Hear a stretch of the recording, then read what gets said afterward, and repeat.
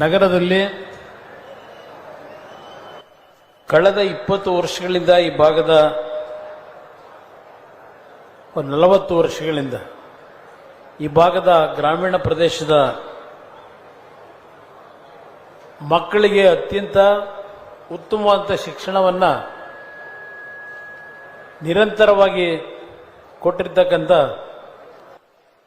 ಶ್ರೀ ಕೃಷ್ಣದೇವರಾಯ ವಿದ್ಯಾಲಯದಲ್ಲಿ ಇವತ್ತಿನ ದಿನ ಸೈನಿಕ್ ಶಾಲೆಯನ್ನು ಉದ್ಘಾಟನೆ ಮಾಡತಕ್ಕಂಥದ್ದು ಹಾಗೂ ದೇಶದಲ್ಲೆಲ್ಲ ವಿಶ್ವದಲ್ಲೇ ನಟನೆಯಲ್ಲಿ ಅತ್ಯಂತ ಅದ್ಭುತವಾಗಿ ನಾಯಕರಾಗಿ ಚಿತ್ರರಂಗಕ್ಕೆ ಕೊಡುಗೆಯನ್ನು ಕೊಟ್ಟಂಥದ್ದಷ್ಟೇ ಅಲ್ಲ, ರಾಜಕೀಯ ಕ್ಷೇತ್ರಕ್ಕೆ ಪಾದಾರ್ಪಣೆ ಮಾಡಿ ಆಂಧ್ರದ ಅಭಿವೃದ್ಧಿ ಅಷ್ಟೇ ಅಲ್ಲ, ಬಡವರಿಗೆ ಕೆಜಿ 2 ರೂಪಾಯಿ ಕೆಜಿಗೆ ಅಕ್ಕಿಯನ್ನು ಕೊಡ್ತಕ್ಕಂಥ ತೀರ್ಮಾನ ಮಾಡಿದಂಥ ಮೊದಲನೆಯ ಮುಖ್ಯಮಂತ್ರಿಗಳು ಎನ್ ಟಿ ರಾಮರಾವ್ ಅವರು. ಅವರ ಒಂದು ಪ್ರತಿಮೆಯನ್ನು ಅನಾವರಣ ಮಾಡತಕ್ಕಂಥ ಈ ಒಂದು ಅತ್ಯಂತ ಉತ್ತಮವಾದಂಥ ಈ ಒಂದು ಕಾರ್ಯಕ್ರಮದಲ್ಲಿ ವೇದಿಕೆಯ ಮೇಲೆ ಆಸೀನರಾಗಿರ್ತಕ್ಕಂಥ ಇದೀಗ ತಾನೇ ತಮ್ಮೆಲ್ಲರನ್ನೂ ಅತ್ಯಂತ ಭಾವನಾತ್ಮಕವಾಗಿ ನಾನು ಭಾರತೀಯ ಅಂತಕ್ಕಂಥ ಒಂದು ಸಂದೇಶವನ್ನು ಕೊಡೋದಷ್ಟೇ ಅಲ್ಲ, ಭಾರತ ದೇಶದ ಎಲ್ಲ ಭಾಗದ ಅಭಿವೃದ್ಧಿಗೆ ನಾವೆಲ್ಲರೂ ಒಗ್ಗಟ್ಟಿನಿಂದ ಕಾರ್ಯಕ್ರಮವನ್ನು ಕೊಡಬೇಕು ಅಂತಕ್ಕಂಥ ದೂರದೃಷ್ಟಿಯನ್ನು ಹೊಂದಿರತಕ್ಕಂಥ ಮುಂದಿನ ಪೀಳಿಗೆಯ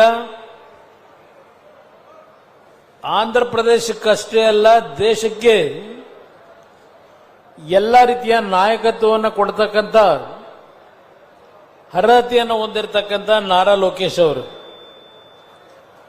ನಿಮ್ಮೆಲ್ಲರನ್ನು ಉದ್ದೇಶಿಸಿ ಮಾತನಾಡಿದ್ದಾರೆ. ಅದರ ಜೊತೆಯಲ್ಲಿ ನಾನೊಂದು ಮಾತು ಹೇಳಬೇಕಾಗ್ತದೆ. ಅವರ ತಂದೆಗೆ ಆದಂಥ ಒಂದು ನೋವು, ತಂದೆಗೆ ತಕ್ಕ ಮಗನಾಗಿ ಆ ಪಕ್ಷದ ನಮ್ಮ ತೆಲುಗು ದೇಶಂನ ಪಕ್ಷದ ಕಾರ್ಯಕರ್ತರುಗಳು ಆಂಧ್ರ ಜನತೆಯ ಜೊತೆಗೂಡಿ ನಿಮ್ಮಗಳನ್ನು ಈಗ ಈ ಸಭೆಯಲ್ಲಿ ನೆನೆಸ್ಕೋತಾ ಇದ್ರು. ಅವರ ಒಂದು ಪಾದಯಾತ್ರೆಯ ಕಾರ್ಯಕ್ರಮದ ಮುಖಾಂತರ ಸಂಘಟನೆಗೆ ಚಾಲನೆಯನ್ನು ಕೊಟ್ಟರು. ಅವರ ಮುಖಂಡತ್ವದಲ್ಲಿ ಇವತ್ತು ಆಂಧ್ರದಲ್ಲಿ ಒಂದು ಸುಭದ್ರವಾದಂಥ ಸರ್ಕಾರ ಬರಲಿಕ್ಕೆ ಮತ್ತು 2 ಭಾಗಗಳಾಗಿ ಆದ ನಂತರ ಆಂಧ್ರದ ಅಭಿವೃದ್ಧಿಯ ಬಗ್ಗೆ ಚಂದ್ರಬಾಬು ನಾಯ್ಡು ಅವರು ಹೊಂದಿದ್ದಂಥ ಕನಸನ್ನು ನನಸು ಮಾಡತಕ್ಕಂಥ ನಿಟ್ಟಿನಲ್ಲಿ ತಂದೆಗೆ ತಕ್ಕ ಮಗನಾಗಿ ಅವರು ಇವತ್ತು ನಮ್ಮ ಮುಂದೆ ಕಾಣ್ತಾ ಇದ್ದಾರೆ ಅಂತಕ್ಕಂಥದ್ದು ನನ್ನ ಅಭಿಪ್ರಾಯ. ಈ ಒಂದು ವೇದಿಕೆಯಲ್ಲಿ ಸಿಂಧನೂರು ಕ್ಷೇತ್ರದ ಶಾಸಕ ಮಿತ್ರರು ಹಿರಿಯರು ಆಗಿರ್ತಕ್ಕಂಥ ಬಾದರ್ಲಿ ಅವರಿದ್ದಾರೆ, ಹಂಪನಗೌಡ ಬಾದರ್ಲಿ ಅವರು, ಈ ಭಾಗದ ಲೋಕಸಭೆಯ ಸದಸ್ಯರಾಗಿರ್ತಕ್ಕಂಥ ರಾಜಶೇಖರ್ ಇಟ್ನಾಳ್ ಅವರು ಹಾಗೂ ಕುಮಾರ್ ನಾಯಕ್ ಅವರು ಇದ್ದಾರೆ. ಈ ಒಂದು ಸೈನಿಕ್ ಶಾಲೆಯನ್ನ ಸಿಂಧನೂರಿಗೆ ತರಬೇಕು ಅಂತ ಹೇಳಿ ಅತ್ಯಂತ ದೊಡ್ಡ ಮಟ್ಟದ ಶ್ರಮವನ್ನು ವಹಿಸಿದಂಥ ನನ್ನ ಆತ್ಮೀಯ ಸ್ನೇಹಿತರು ಮಾಜಿ ಸಚಿವರು ನಾಡಗೌಡರಿದ್ದಾರೆ. ಸಾರಿ, ನಾನು ಕ್ಷಮಿಸಬೇಕು. ನಮ್ಮ ಪ್ರಮುಖವಾಗಿ ದೆಹಲಿಯಿಂದ ಈ ಸಭೆಯಲ್ಲಿ ಭಾಗವಹಿಸಿ ಈ ಒಂದು ದೇಶದ ರಕ್ಷಣೆಗೆ ಸೈನಿಕ ಶಾಲೆಯಿಂದ ನಮ್ಮ ವಿದ್ಯಾರ್ಥಿಗಳು ಯಾವ ರೀತಿ ತರಬೇತಿಯನ್ನು ಹೊಂದಬೇಕು, ಇವತ್ತು ದೇಶಕ್ಕೆ ಏನು ಮಹತ್ವಗಳಿದೆ ಅಂತಕ್ಕಂಥದ್ದನ್ನ ಬಹಳ ವಿವರವಾಗಿ ನಿಮ್ಮ ಮುಂದೆ ಇಟ್ಟಂತ ದೆಹಲಿಯಿಂದ ಬಂದಿರತಕ್ಕಂಥ ಮತ್ತೊಬ್ಬ ನನ್ನ ಆತ್ಮೀಯ ಸ್ನೇಹಿತರು, ನನ್ನ ಸಹಪಾಠಿಗಳು, ಕೇಂದ್ರದ ರಕ್ಷಣಾ ಇಲಾಖೆಯ ರಾಜ್ಯ ಸಚಿವರಾಗಿ ಅತ್ಯಂತ ಉತ್ತಮವಾದಂಥ ಕೆಲಸವನ್ನು ನಿರ್ವಹಣೆ ಮಾಡ್ತಾ ಇರತಕ್ಕಂಥ ಸನ್ಮಾನ್ಯ ಸಂಜಯ್ ಸೇತ್ ಅವರೇ, ಬಸನಗೌಡ ಬಾದರ್ಲಿ ಅವರೇ ಹಾಗೂ ವೇದಿಕೆ ಮೇಲೆ ಬಹುಶಃ ನಮ್ಮ ವಿಶೇಷವಾಗಿ ಇವತ್ತಿನ ಈ ಕಾರ್ಯಕ್ರಮಕ್ಕೆ ನಿಮ್ಮೆಲ್ಲರಿಗೆ ಹರ್ಷವನ್ನ ಉಂಟು ಮಾಡತಕ್ಕಂಥ ಈ ಒಂದು ಕಾರ್ಯಕ್ರಮದ ಯಶಸ್ಸಿಗೆ ಕಾರಣಕರ್ತರಾಗಿರ್ತಕ್ಕಂಥವರು ನನ್ನ ಇನ್ನೊಬ್ಬ ಆತ್ಮೀಯ ಸ್ನೇಹಿತ ವಿಶಾಖಪಟ್ಟಣದ ಲೋಕಸಭಾ ಸದಸ್ಯರು ಆತ್ಮೀಯರು ಆಗಿರ್ತಕ್ಕಂಥ ಭರತ್ ಅವರು ಇವತ್ತು ಈ ಕಾರ್ಯಕ್ರಮದ ಯಶಸ್ಸಿಗೆ ಪ್ರಮುಖವಾದ ಕಾರಣಕರ್ತರು ಅಂತಕ್ಕಂಥದ್ದನ್ನ ಈ ಸಂದರ್ಭದಲ್ಲಿ ಸ್ಮರಿಸ್ಕೋತೇನೆ. ಕಾರಣ, ನಮ್ಮ ನಾಡಗೌಡರು ನನ್ನ ಹತ್ರ ಬಂದು ಒಂದು ಮನವಿ ಮಾಡಿದ್ರು. ಅಣ್ಣ, ಏನಾದರೂ ಮಾಡಿ ಚಂದ್ರಬಾಬು ನಾಯ್ಡು ಅವರನ್ನೇ ಕರೆಸಬೇಕು, ನಮ್ಮ ಜನರ ಬಯಕೆ ಇದೆ ಅಂತಕ್ಕಂಥ ಒಂದು ಒತ್ತಡವನ್ನ ನನ್ನ ಮೇಲೆ ಏನು ಹಾಕಿದ್ರು. ಇವತ್ತು ಅವರಿಗೆ ಇರ್ತಕ್ಕಂಥ ಹಲವಾರು ಕಮಿಟ್ಮೆಂಟ್ಗಳೇನಿದೆ, ಒಂದು ನಿಮಿಷವನ್ನು ಅವರು ವ್ಯರ್ಥ ಮಾಡಲ್ಲ.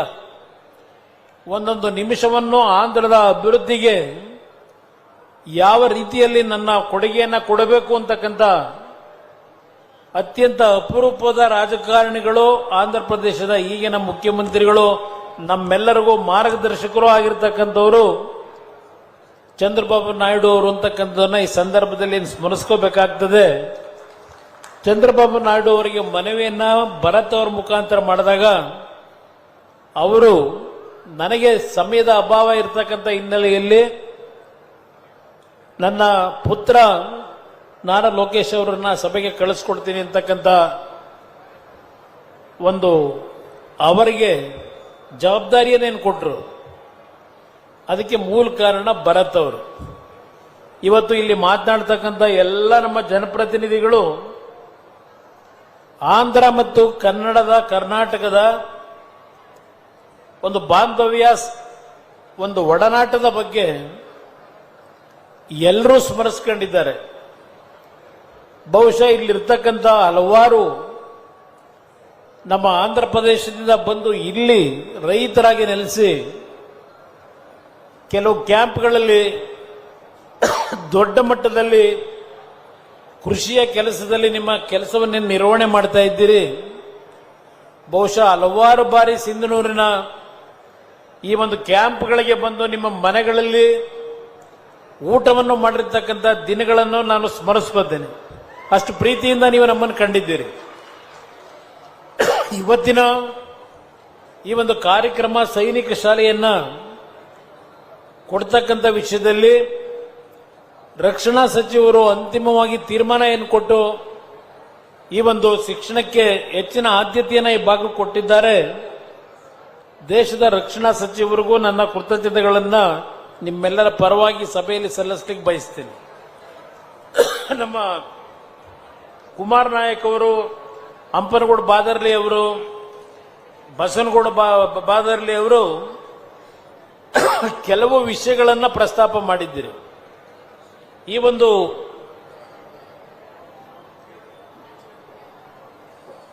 ಜಿಲ್ಲೆಗೆ ಕೈಗಾರಿಕೆಗಳು ಬೇಕು, ಜೊತೆಯಲ್ಲಿ all India institute of medical ಕಾಲೇಜನ್ನ ಇಲ್ಲಿ ತೆರೆಯಬೇಕು ಅಂತಕ್ಕಂಥ ಸುಮಾರು 1 ವರ್ಷ ಆಯ್ತಾ ಧರಣಿ ನಡೀತಾ ಇರೋದು? 2 ವರ್ಷ ಆಯ್ತು? 3 ವರ್ಷ ಆಗೋಯ್ತಾ? 1.5 ವರ್ಷ ನಿರಂತರವಾಗಿ ರಾಯಚೂರು ನಗರದಲ್ಲಿ ಧರಣಿ ನಡೀತಾ ಇರತಕ್ಕಂಥದ್ದನ್ನು ನಾನು ಗಮನಿಸಿದ್ದೇನೆ. ಹಿಂದೆ ನೀವು IIT ಕಾಲೇಜ್ ಬೇಕು ಅಂತಕ್ಕಂಥದ್ದು, ಇನ್ಸ್ಟಿಟ್ಯೂಟ್ ಆಗಬೇಕು ಅಂತ ಇದ್ರೆ ಅದು ಹುಬ್ಬಳ್ಳಿ ಧಾರವಾಡಕ್ಕೆ ಹೋಗಿದೆ. ತಮ್ಮ ಮನಸ್ಸಿನ ಮೇಲೆ ಸ್ವಲ್ಪ ನಿರಾಸೆ, ಆಕ್ರೋಶವೂ ಇದೆ. ಈ ಒಂದು ಸೈನಿಕ ಶಾಲೆಯ ಉದ್ಘಾಟನೆಯ ಸಂದರ್ಭದಲ್ಲಿ ನಿಮ್ಮೆಲ್ಲರಿಗೆ ಒಂದು ಭರವಸೆಯನ್ನ ಕೊಡ್ತೇನೆ. ಈ ಭಾಗದಲ್ಲಿ ಏನು ಒಂದು ಅಭಿವೃದ್ಧಿಯನ್ನು ನೀವು ಕಾಣಬೇಕು ಅಂತ ಇದ್ದೀರಿ, ಕೃಷಿಯನ್ನು ಹೊರತುಪಡಿಸಿ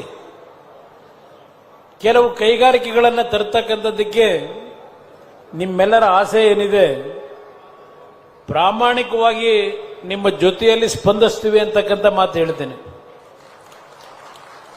ಇಲ್ಲಿ ನಮ್ಮ ಹಂಪನಗೌಡರು ಮತ್ತು ಹೆಬ್ಬಿರು ನಮ್ಮ ಲೋಕಸಭಾ ಸದಸ್ಯರು ಏನಿದ್ದೀರಿ, ರಾಜ್ಯ ಸರ್ಕಾರಕ್ಕೆ ಮನವಿ ಮಾಡಿ ರಾಜಕಾರಣ ಬೇರೆ. ಆದರೆ ಈ ರಾಜ್ಯದ ಅಭಿವೃದ್ಧಿಯ ವಿಷಯ ಬಂದಾಗ, ಈ ರಾಜ್ಯದಲ್ಲಿ ನಿರುದ್ಯೋಗದ ಸಮಸ್ಯೆಗಳನ್ನು ಬಗೆಹರಿಸಲಿಕ್ಕೆ ನಾನು ಈ ರಾಜ್ಯ ಸರ್ಕಾರದ ಜೊತೆಯಲ್ಲಿದ್ದೇನೆ.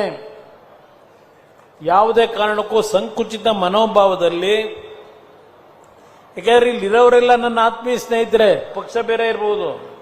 ನಮ್ಮ ಹಂಪನಗೌಡರು ನನಗೆ, ನಾವು ಸಣ್ಣ ಹುಡುಗರು, ಅವರು ದೇವೇಗೌಡರ ಜೊತೆ ರಾಜಕೀಯ ಮಾಡ್ತಾ ಇದ್ದಾಗ ನಾವೆಲ್ಲ ಸಣ್ಣ ಹುಡುಗರುಗಳಿದ್ದು, ನಾವು ನಿಲ್ತಿರ್ಲಿಲ್ಲ ಅವರುಗಳ ಮುಂದೆ. ಇಲ್ಲಿ ಇಬ್ಬರು ಲೋಕಸಭಾ ಸದಸ್ಯರೇನಿದ್ದಾರೆ ಅವರು ನನಗೆ ಆತ್ಮೀಯವಾಗೇ ಇರೋರು, ಕಾಂಗ್ರೆಸ್ ಪಕ್ಷದಲ್ಲಿ ಗೆದ್ದಿದ್ರು. ಆದರೆ ಒಂದು, ಈ ಸರ್ಕಾರದಲ್ಲಿ ಹಲವಾರು ರೀತಿಯಲ್ಲಿ ನಾನು ಪ್ರಯತ್ನ ಪಡ್ತಾ ಇದ್ದೇನೆ, ನನಗೆ ಸಹಕಾರ ಕೊಡಿ. ಈಗ ನೋಡಿ, ಒಂದು ಮಾತು ಹೇಳ್ತೀನಿ. ಈಗ ನೀವು ತುಂಗಭದ್ರಾ ನದಿಯ ವಿಷಯದಲ್ಲಿ ಯಾವೊಂದು ಗಣಿಗಾರಿಕೆಯನ್ನ ನಾವು ದೊಡ್ಡ ಮಟ್ಟದಲ್ಲಿ ನಡೆದು, ಆ ಗಣಿಗಾರಿಕೆಯಿಂದ ಇವತ್ತು ತುಂಗಭದ್ರಾ ಜಲಾಶಯ 30 TMC ನೀರನ್ನ ಇವತ್ತು ಸಂಗ್ರಹ ಮಾಡತಕ್ಕಂತ ಒಂದು ವಾತಾವರಣ ಅಲ್ಲಿಲ್ಲ. ಈಗಾಗಲೇ ಹಲವಾರು ವರ್ಷಗಳಿಂದ ನವಿಲೆ ಭಾಗದಲ್ಲಿ ಒಂದು ಪ್ಯಾರಲಲ್ ಜಲಾಶಯವನ್ನು ಕಟ್ಟಬೇಕು ಅಂತಕ್ಕಂಥ ಚರ್ಚೆಗಳು ನಡೀತಾ ಇದೆ ಸರ್ಕಾರದಲ್ಲಿ. ಆದರೆ ಅದು ಮುಂದುವರೆದಿಲ್ಲ. ಇಲ್ಲಿ ಇರ್ತಕ್ಕಂಥ ಭಾಷಣ ಮಾಡಿದವರೆಲ್ಲ ನನ್ನ ಸಹೋದರ, ಸಣ್ಣ ಸಹೋದರ, ನನ್ನ ಸಹೋದರ ಅಂತಕ್ಕಂಥ ಮಾತನ್ನು ಹೇಳಿದ್ದೇನೆ. ನಾರಾ ಲೋಕೇಶ್ ಅವರ ಬಗ್ಗೆ ನೀವು ಮಾತನಾಡ್ತಾ ನೀರಾವರಿಯ ಸಮಸ್ಯೆಗಳನ್ನು ಬಗೆಹರಿಸ್ತಕ್ಕಂಥದ್ದಕ್ಕೆ ನಿಮ್ಮ ಸಹಕಾರ ಬೇಕು ಅಂದ್ರೆ, ಆದರೆ ನನಗದರ ಅನುಭವ ಇದೆ. ಇವತ್ತು ಅವರು ರಾಜಕೀಯವಾಗಿ ಯಾವೊಂದು ಶಕ್ತಿಯನ್ನು ಬೆಳೆಸ್ಕೊತಾ ಇದ್ದಾರೆ, ಆಂಧ್ರದ ಜನತೆಯ ಮನೆಯ ಮಗನಾಗಿ ವಿಶ್ವಾಸವನ್ನೇನು ಗಳಿಸ್ತಾ ಇದ್ದಾರೆ. ನಾನು ಅವರ ಮೇಲೆ ಇದರ ಹೊರೆಯನ್ನು ಹೊರಿಸಲಿಕ್ಕೆ ಸಿದ್ಧ ಇಲ್ಲ. ಕಾರಣ, ಈ ನೀರಿನ ಹಂಚಿಕೆಯ ವಿಷಯ ಸ್ವಲ್ಪ ಸೂಕ್ಷ್ಮವಾದಂತ ವಿಚಾರ. ಏನಣ್ಣ? ನವಿಲೆ ಜಲಾಶಯ ಇದ್ದು ನಾವೀಗ ಹೋಗ್ಬಿಟ್ಟು ಈಗ ಬೆಳೀತಿರ್ತಕ್ಕಂಥ ಒಬ್ಬ ಯುವ ನಾಯಕನಿಗೆ ನೀವು ಇದನ್ನು ಸರಿಪಡಿಸ್ಕೊಡಿ ಅಂತ ಕೇಳಿದ್ರೆ ನಾಳೆ ಬೆಳಗ್ಗೆ ಅಲ್ಲಿ ರಾಜಕೀಯ ಮಾಡ್ತಾರೆ. ಅದಕ್ಕೆ ಇದು ಒಂದು ಸೌಹಾರ್ದಯುತವಾಗಿ ಒಂದು ಹೊಂದಾಣಿಕೆ ಏನಾಗಬೇಕಾಗಿದೆ. ಸ್ವಲ್ಪ ಸಮಯ ಹಿಡಿತದೆ. ಅದು ನೀರಿನ ಹಂಚಿಕೆ ಸಮಸ್ಯೆ ಇಲ್ಲದೆ ಇದ್ರು ಕೇಳೋಣ. ಈಗ ನೀವು ನವಿಲೆ ಹತ್ರ ಪ್ಯಾರಲಲ್ ಜಲಾಶಯ ಕಟ್ಟಬೇಕು ಅಂತೀರಿ. ಈಗ ಅದು ಕೂತ್ಕೊಂಡು ಚರ್ಚೆ ಯಾಕೆ ಮಾಡಬೇಕು? ಪಾಪ ಅವ್ರಿಗೆ ಜವಾಬ್ದಾರಿ ಕೊಟ್ರೆ, ಇನ್ನು ಮನೆ ಮಗನಾಗಿ ಸ್ವೀಕಾರ ಮಾಡಿದೀವಿ, ಏನಪ್ಪಾ ಇದು ನಮ್ಮನ್ನು ಬಿಟ್ಬಿಟ್ಟೆಲ್ಲ ಎಲ್ಲೆಲ್ಲ ಹೋಗಿ ಏನೇನೋ ಭರವಸೆ ಕೊಟ್ಟರು ಅಂತ ಹೇಳಿ. ನಾನು ಇದನ್ನು ಯಾಕೆ ಹೇಳ್ತೀನಿ ಅಂದ್ರೆ, ಸಾರ್ವಜನಿಕವಾಗಿ ಇದು ಹೇಳಬಾರದು ನಾವು. ಆದರೆ ನನಗೊಂದು ವಿಶ್ವಾಸ ಇದೆ, ಮುಂದಿನ ದಿನಗಳಲ್ಲಿ ಕರ್ನಾಟಕ ಮತ್ತು ಆಂಧ್ರ ಪ್ರದೇಶ ಎರಡೂ ರಾಜ್ಯಗಳಲ್ಲಿ ಒಂದು ಸೌಹಾರ್ದಯುತವಾದಂಥ ರೀತಿಯಲ್ಲಿ ಯಾವುದೇ ಬೇರೆ ಪಕ್ಷದವರು ರಾಜಕೀಯವನ್ನ ಅದನ್ನು ದುರ್ಬಳಕೆ ಮಾಡ್ಕೊಳ್ತಕ್ಕಂಥದ್ದಕ್ಕೆ ಅವಕಾಶ ಕೊಡದೆ, ಇವತ್ತು ಯಾವ ತುಂಗಭದ್ರಾ ನದಿಯ ವಿಷಯದಲ್ಲಿ, ಜಲಾಶಯದ ವಿಷಯದಲ್ಲಿ ಕೆಲವರು ಪಾಪ ರೈತರಿಗೆ ಬರಬೇಕಾದ್ರೆ ಹೇಳ್ತಾ ಇದ್ರು, ಗೇಟ್ಗಳನ್ನು ಸರಿಯಾಗಿ ಹಾಕಿಲ್ಲ, ನೀವು ಒಂದ್ಸಲ ಬಂದು ನೋಡಬೇಕು ಅಲ್ಲಿಗೆ ಅಂತಕ್ಕಂಥ ಮನವಿಯನ್ನ ನಮ್ಮ ರೈತರು ಕೊಡ್ತಾ ಇದ್ರು. ನಾನು ಯಾರು ಅನ್ಯತಾ ಭಾವಿಸಬೇಡಿ. ಈ ಭಾಗದಲ್ಲಿ ಭತ್ತವನ್ನ ನೀವು 2 ಬೆಳೆ ಬೆಳೀತಾ ಇದ್ದವರು ಹಲವಾರು ವರ್ಷಗಳು. ಇವತ್ತು ಆ ಪರಿಸ್ಥಿತಿ ಯಾತಕ್ಕೆ ಈ ರೀತಿಯಾಗಿದೆ? ಹಲವಾರು ಸಮಸ್ಯೆಗಳನ್ನು ಎದುರಿಸ್ತಾ ಇದ್ದೀರಿ. ನಾನು ಇದು ರಾಜಕೀಯವಾಗಿ ಈ ಸಭೆಯಲ್ಲಿ ಮಾತನಾಡೋದಿಲ್ಲ. ನಾನು ರಾಜ್ಯ ಸರ್ಕಾರಕ್ಕೆ ಮನವಿ ಮಾಡತಕ್ಕಂಥದ್ದು, ಏನೇ ಸಮಸ್ಯೆಗಳಿರಲಿ ಇವತ್ತು ಬಗೆಹರಿಸ್ತಕ್ಕಂಥ ನಿಟ್ಟಿನಲ್ಲಿ ಪ್ರಾಮಾಣಿಕತೆಯನ್ನು ತೋರಿಸಿ ಅಂತಕ್ಕಂಥದ್ದನ್ನು ಹೇಳಲಿಕ್ಕೆ ಬಯಸ್ತೇನೆ. 2 ಬಾರಿ ರಾಜ್ಯದಲ್ಲಿ ಆಕಸ್ಮಿಕವಾಗಿ ಮುಖ್ಯಮಂತ್ರಿ ಆದೆ. ಜನ 130 ಸೀಟ್ ಕೊಟ್ಟು ನನ್ನನ್ನು ಮುಖ್ಯಮಂತ್ರಿ ಮಾಡಲಿಲ್ಲ. ಯಾವುದೋ ದೇವರ ಅನುಗ್ರಹದಲ್ಲಿ 2 ಬಾರಿ ಮುಖ್ಯಮಂತ್ರಿ ಆದೆ. ಆದ್ರೆ ನಾನು ಕೊಟ್ಟಂತ ಕಾರ್ಯಕ್ರಮ ಮಾತಾಡ್ತೀರಿ, ಆದ್ರೆ ನಾನು ಓಟ್ ಹಾಕಲ್ಲ. ಏನ್ ಮಾಡೋದು? ಒಂದಾಗ ಜನವೂ ಸೇರ್ತೀರಿ. ಆದರೆ ಒಂದು ನಿಮಗೆ ಹೇಳ್ತೀನಿ, ಇವತ್ತು ಕೇಂದ್ರದಲ್ಲಿ ನರೇಂದ್ರ ಮೋದಿ ಅವರ ಒಂದು ಸರ್ಕಾರದಲ್ಲಿ ಒಂದು ಅವಕಾಶ ಏನು ದೊರಕಿದೆ, ಆ ಅವಕಾಶವನ್ನ ದೇಶಕ್ಕಷ್ಟೇ ಅಲ್ಲ ರಾಜ್ಯಕ್ಕೂ ಅದನ್ನ ಬಳಕೆ ಮಾಡ್ಕೊಳ್ತಕ್ಕಂಥ ವಿಷಯದಲ್ಲಿ ನಾನು ಈ ನಾಡಿನ ಜನತೆಯ ಜೊತೆ ಇದ್ದೇನೆ. ರೈತರ ಸಾಲ ಮನ್ನಾದ ಹೇಳಿದೆ, ಎಲ್ಲಿಂದ ಮಾಡಕ್ ಸಾಧ್ಯ, ದುಡ್ಡೆಲ್ಲಿ ತರ್ತೀಯ ಅಂದ್ರು.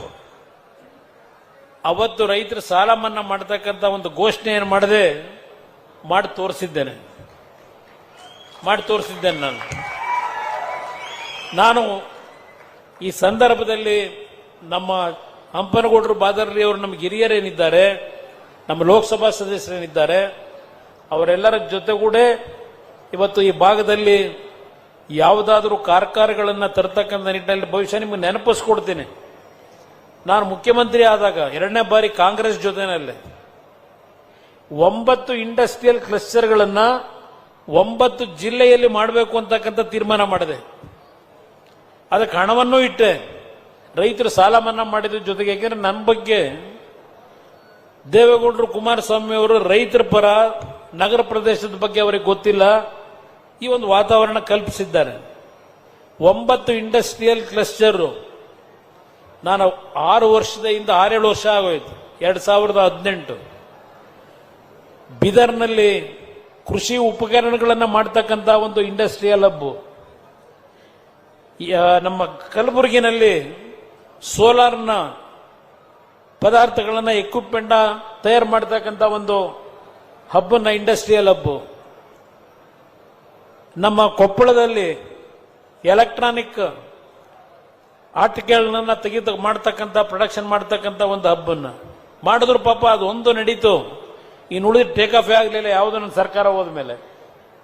ನಮ್ಮ ಬಳ್ಳಾರಿನಲ್ಲಿ ನಮ್ಮ ಏನೋ ಒಂದು ಜೀನ್ಸ್ ಪ್ಯಾಂಟ್ಗಳಿಗೆ ಡಿಮ್ಯಾಂಡ್ ಇದೆ, ಅದಕ್ಕೆ ಅಲ್ಲೊಂದು ಹಬ್ಬನ್ನ ಮಾಡಬೇಕು. ಅಲ್ಲಿಂದ ಚಿತ್ರದುರ್ಗದಲ್ಲಿ LED ಲ್ಯಾಂಪ್ಸ್ ನ ತಯಾರು ಮಾಡ್ತಕ್ಕಂಥ ಹಬ್ಬು. ಈಗ 9 ಭಾಗದಲ್ಲಿ ನಾನು ತೀರ್ಮಾನ ಮಾಡಿದ್ದೆ. ಅದಕ್ಕೆ ಸಬ್ಸಿಡಿಯನ್ನು ಕೊಡ್ತಕ್ಕಂಥ ತೀರ್ಮಾನ ಕೊಟ್ಟೆ, ಹಣವನ್ನು ಇಟ್ಟೆ. ಮುಂದೆ ಬಂದಂತವ್ರು ನೋಡಲಿಲ್ಲ. ಅವತ್ತು ಒಂದೊಂದು ಜಿಲ್ಲೆನಲ್ಲಿ ಕನಿಷ್ಠ 25,000 ಉದ್ಯೋಗವನ್ನ ಸೃಷ್ಟಿ ಮಾಡಬೇಕು ಅಂತ ಹೇಳಿ ನಾನು ತೆಗೆದುಕೊಂಡಂತ ಕಾರ್ಯಕ್ರಮ. ನಮ್ಮ ಯುವಕರಿಗೆ ನಾನು ಹೇಳ್ತಾ ಹೋದ್ರೆ ಹಲವಾರು ವಿಷಯಗಳನ್ನು ಹೇಳಬಹುದು. ಇವತ್ತು ಬಹುಶಃ ಆಂಧ್ರದಲ್ಲಿ ಇವತ್ತೇನು ನೀವು ಮನೆಯ ಮಗನ ರೀತಿ ಕರೆದು ಮೆರವಣಿಗೆ ಮಾಡಿ ಇಷ್ಟೊಂದು ಅಭಿಮಾನ ತೋರಿಸಿದಿರಿ. ನಾನು ಬಹಳ ಹತ್ತಿರದಿಂದ ಬಹಳ ರಾಜಕಾರಣಿಗಳನ್ನು ನೋಡಿದ್ದೀನಿ. ನಾನು ತುಂಬಾ ಜನ ನೋಡಿದ್ದೀನಿ ಈ ಕಳೆದ 30 ವರ್ಷದಲ್ಲಿ. ಹಲವಾರು ಹಿರಿಯರನ್ನು ನೋಡಿದ್ದೀನಿ ಯಾವ್ಯಾವ ರೀತಿ ನಡ್ಕೊಂಡಿದ್ದಾರೆ. ಇವತ್ತು ಬಹುಶಃ ಒಂದು ಸೌಜನ್ಯತೆಯ ಒಂದು ಉತ್ತಮವಾದ ಸಂಸ್ಕೃತಿಯನ್ನ ರಾಜಕಾರಣದಲ್ಲಿ ಹೊಂದಿರತಕ್ಕಂಥ ಅಪರೂಪದ ವ್ಯಕ್ತಿ ಯಾರಾದರೂ ಇದ್ರೆ ನಾನು ಕಳೆದ 1 ವರ್ಷದಿಂದ ಗಮನಿಸಿರ್ತಕ್ಕಂಥದ್ದು ಬೇರೆ ಇನ್ಯಾರು ಅಲ್ಲ, ನನ್ನ ತಮ್ಮನಾಗಿರ್ತಕ್ಕಂಥ ನಾರಾ ಲೋಕೇಶ್ ಅವರು ಅಂತಕ್ಕಂಥದ್ದನ್ನ ಈ ಸಂದರ್ಭದಲ್ಲಿ ನನ್ನ ಹೃದಯದಿಂದ ಹೇಳ್ತಾ ಇದ್ದೇನೆ. ತೋರಗಾಣಿಕೆಗೆ ನಾನು ಹೇಳ್ತಾ ಇಲ್ಲ, ನನ್ನ ಹೃದಯದಿಂದ ಹೇಳ್ತಾ ಇದ್ದೇನೆ. ಅವ್ರನ್ನ ನಾನು ಬಹಳ ಹತ್ತಿರದಿಂದ ಗಮನಿಸಿದ್ದೇನೆ. ಅವರಲ್ಲಿರ್ತಕ್ಕಂಥ ಸೌಜನ್ಯ, ಅವರಲ್ಲಿರ್ತಕ್ಕಂಥ ಒಂದು ಜನತೆಯ ಬಗ್ಗೆ ಇರ್ತಕ್ಕಂಥ ಒಂದು ಬಾಂಧವ್ಯ ಬಹುಶಃ ಒಂದು ದೊಡ್ಡ ಮಟ್ಟದಲ್ಲಿ ಬೆಳೆಯತಕ್ಕಂಥ ದೇವರು ಶಕ್ತಿಯನ್ನು ಅವರಿಗೆ ಈಗಾಗಲೇ ನೀಡಿದ್ದಾನೆ. ಅದನ್ನು ಮುಂದುವರಿಸ್ತಾರೆ ಅಂತಕ್ಕಂಥದ್ದು ನಂಗೆ ನಂಬಿಕೆ ಇದೆ.